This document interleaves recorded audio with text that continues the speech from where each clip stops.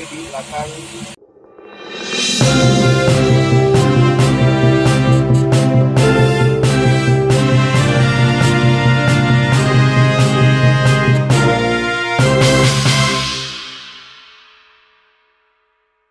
Kami wartakan, Basarnas Kota Makassar, bentuk tim gabungan khusus, mencari satu korban tenggelam, akhirnya ditemukan.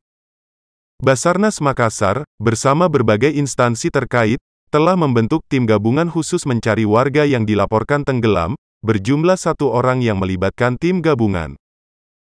Kepala Seksi Operasi Basarnas Makassar, Andi Sultan mengatakan dari 3 korban yakni Sahrul dan Daeng Bunga, berhasil diselamatkan, sementara Abdul sejak 2 hari lalu dicari, akhirnya korban berhasil ditemukan pada hari ketiga pencarian.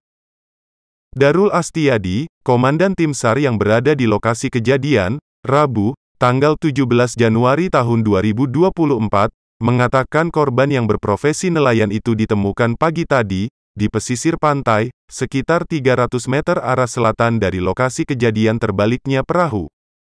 Saat ini, korban yang sudah tak bernyawa itu, telah dievakuasi ke Rumah Sakit Bayangkara, untuk kemudian diserahkan kepada pihak keluarga. Demikian kami wartakan, Rudi Gemulia, dari Makassar, Sulawesi Selatan, melaporkan.